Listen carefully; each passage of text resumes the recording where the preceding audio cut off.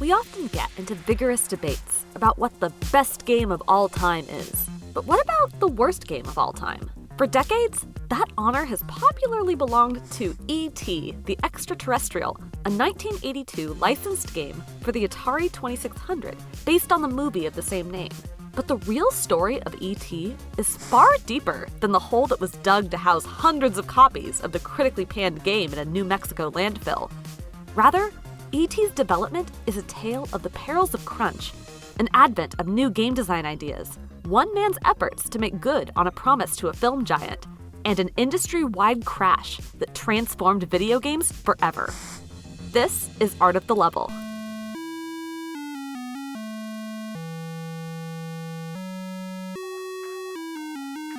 The person who called me was Ray Kazar, the CEO of Atari at the time. My boss's boss's boss's boss's boss, which, I don't get that call very often. But I was sitting in my office just putting the final touches on Raiders of the Lost Ark. In came the phone call. Hey, Howard, this is July 27th. We need ET for September 1st. Can you do it? I said, absolutely, I can do it, provided we reach the right arrangement. That's Howard Scott Warshaw, the primary developer and sole designer behind the E.T. video game. IGN spoke to Warshaw for this somewhat unusual Art of the Level to talk not about the making of a particularly beloved game, but about how this one fateful phone call and a 5-week deadline imposed by Steven Spielberg himself set him on an unexpected path to video game infamy.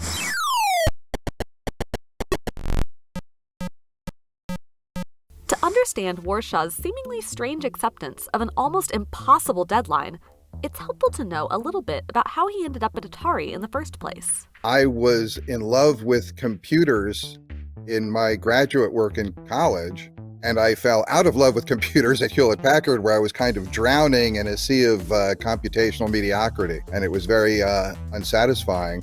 So I used to act out. I used to do some wacky stuff, especially by HP standards. And one of my coworkers came up to me one day and said, the kind of things you do, they happen all the time where my wife works. I said, oh, where's that? And he said, Atari. Everyone's gone Atari, the #1 video game. After this fateful conversation with his friend, Warshaw called up Atari and maneuvered his way into a series of job interviews, and was rejected. But Warshaw wouldn't take no for an answer. He pushed back, and eventually was hired on probation at a much lower salary than initially discussed. And once at Atari, he didn't make things easy on himself either.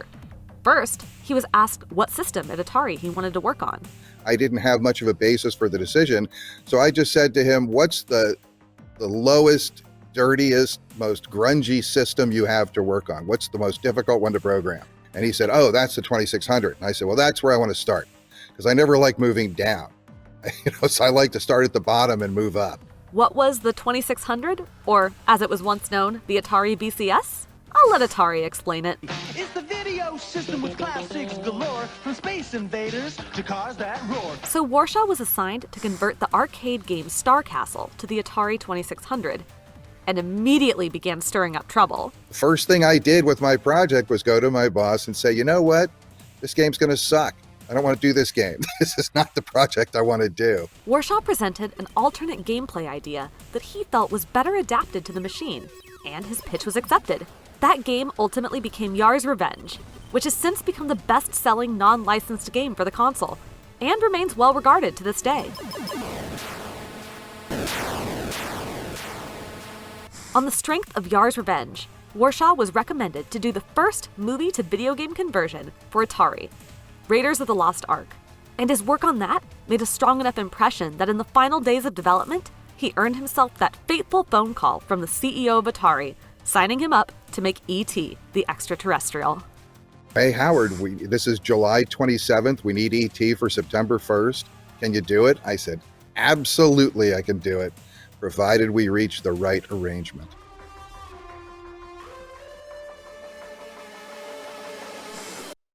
Not only did Warshaw have to build a functional video game from scratch in 5 weeks, after spending 7 and 6 months respectively on Yar's Revenge and Raiders, but he also had to impress a film industry giant, Steven Spielberg.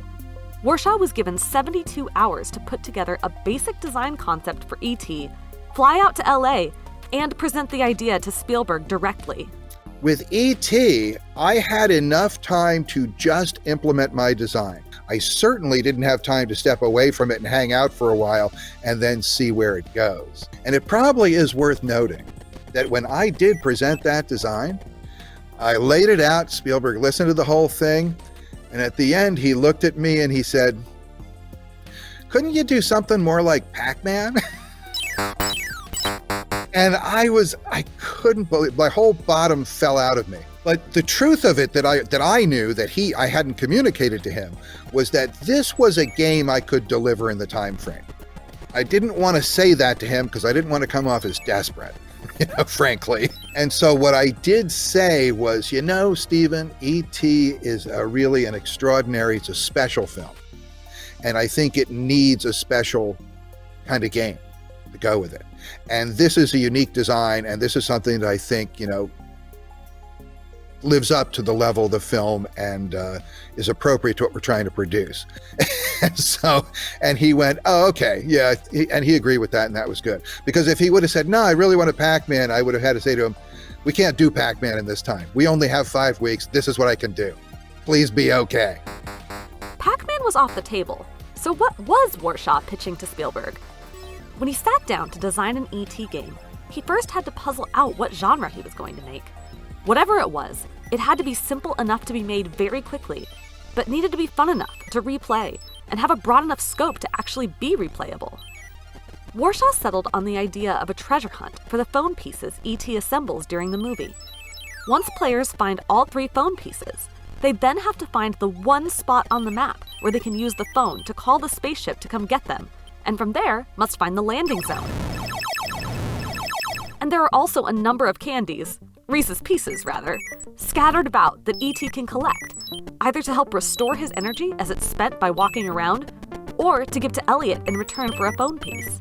All this while running from enemies trying to drag E.T. off to other screens or steal the phone pieces he's collected so far. What people who weren't around in the 1980s may not realize is that in some ways, E.T. was actually somewhat groundbreaking for its time. It had an open-ended structure with multiple ways to complete its primary objective, a detailed title screen, an animated cutscene at the end, multiple difficulty settings, replayability, Easter eggs, and yes, impressive graphics. The backgrounds are fairly simple, but the characters themselves are fairly detailed for a time when even having multiple colors on a character was a feat. There aren't many characters, so I can do the characters in one-line res graphics. I can do the maximum resolution graphics, get the most color I possibly can in, and turn that part over to my graphics person so that he has the freedom to make the best looking stuff that he can. And it's this multi-layered treasure hunt scenario that hopefully is fun enough so that the game has legs, so you can play it over and over again. This was the first 3D world in video gaming. I don't know how many people realize that, but E.T. is played on a cube. The world is consistently works. It's a cube. And if you think of the cube, wherever you are on the cube, as you exit the screen, you will always go to the right next face of the cube, depending on where you go. It's a cube where the top is the forest, the bottom is the city, and the 4 sides are the pits. Speaking of pits, while they were intended to be hiding places for hidden phone pieces, they were also one of E.T.'s biggest problems. People thought, hey, I touched a pit with my head and I fell in. That doesn't make sense. I should only have to fall in if my feet touch it. While players may have been confused about why they were constantly falling into pits their feet weren't touching, Warshaw has an explanation. It wasn't that there was anything explicitly wrong with collision detection on the pits. In fact, the collision detection was pixel perfect. If E.T. touches a well at all, he falls in. But that's just it. No one expects to fall into a well that their head is touching. This game got people so bought into the characters as characters that they started to try and apply real-world physics to what was going on in the game to try to make sense of it that way. That was the problem with the collision detection. People really expected the characters to perform as characters the way they think of characters, not as game elements in a game.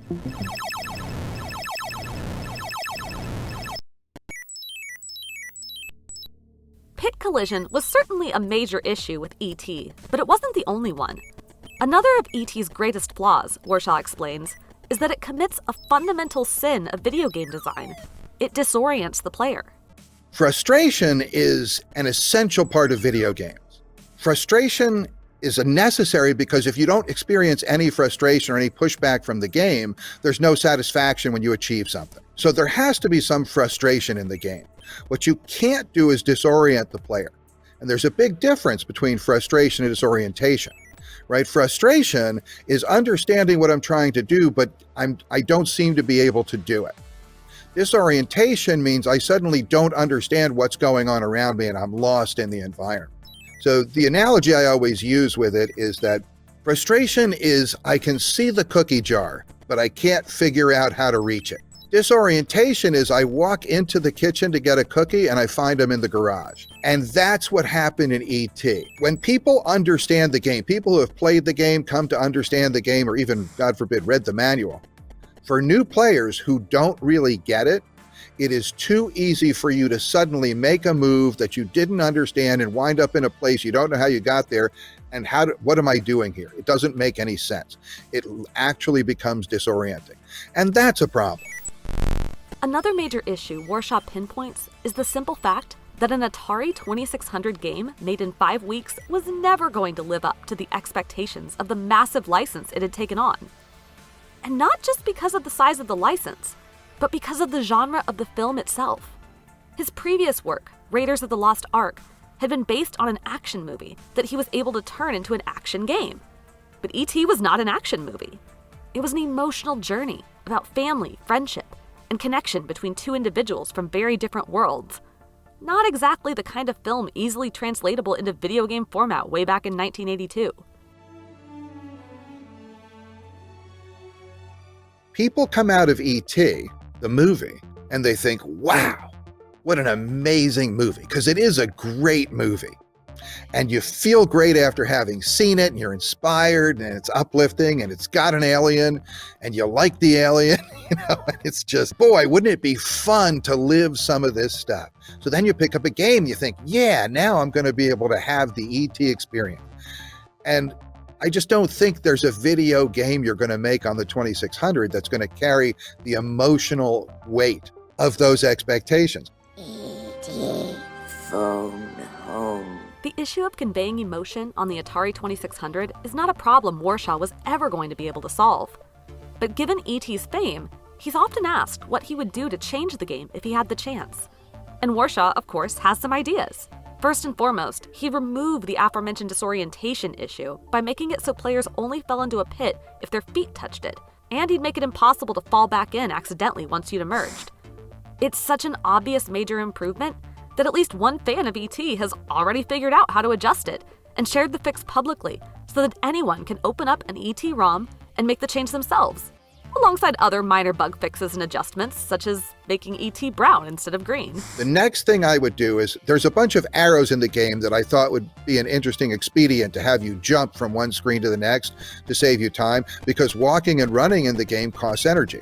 So these arrows save you a tremendous amount of energy jumping around the world. The problem is people can jump into the other area and fall into a pit, and boom, suddenly they're in a pit and they don't understand what happened. So I think I would either fix it so when you jump to a place, you always land in a safe place, which would have been a really good idea.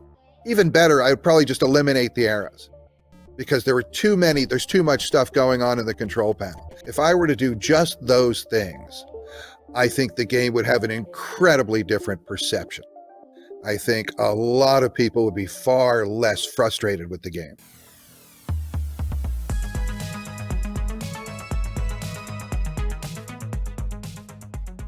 While most people might be sensitive about having a game they worked on referred to as the worst ever made, Warshaw instead has embraced the title. His recent book, Once Upon Atari, is subtitled How I Made History by Killing an Industry, referring to E.T.'s reputation as a major component of the infamous video game crash of 1983.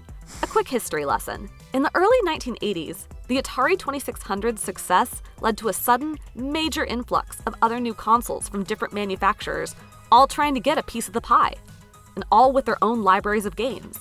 At the same time, third-party developers were entering the scene for the first time, adding to the excess of software flooding the market, and not all of it was especially high quality either, given the greenness of many teams making these games. Is this more action than even Spider-Man can handle? While all this was happening, bullish analysts predicted a boom for the industry, leading both console and software manufacturers to overproduce systems and games.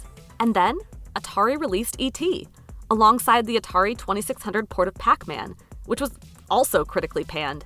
These two disappointing releases weakened consumer confidence in Atari and games in general. Right at the same time, the market was overwhelmed with new games and consoles, far more than even enthusiastic consumers could reasonably purchase all at once. All this led to overwhelming amounts of both, gathering dust on shelves and ultimately being returned to manufacturers, causing huge revenue losses, multiple company bankruptcies, and a multi-year-long industry recession. Atari itself buried a large quantity of excess software stock in a New Mexico landfill, leading to the now iconic image of hundreds of copies of E.T. being excavated years later. But Warshaw isn't bothered by this reputation. He's proud of his work on E.T. After all, he accomplished what he set out to do. He made a functional E.T. game in 5 weeks that passed quality assurance and met every goal he was given. It may not be perfect, but what video game is? Players' opinions are valid. So a lot of people really hated the game. I never argue with players about opinions. What's interesting about the phenomenon of worst game ever is that there's a tremendous number of people who like to come up to me and tell me, E.T. is the worst game ever. It's the worst game ever made. You made the worst game. And what I always like to say to them is, oh, have you played it? And you'd be amazed how often the answer is no. And I don't really have to say anything else. I prefer when E.T. is known as the worst game of all time because I also did Yar's Revenge. And so as long as E.T. is the worst, I have the greatest range of any game designer in history. And I'm kind of proud of that.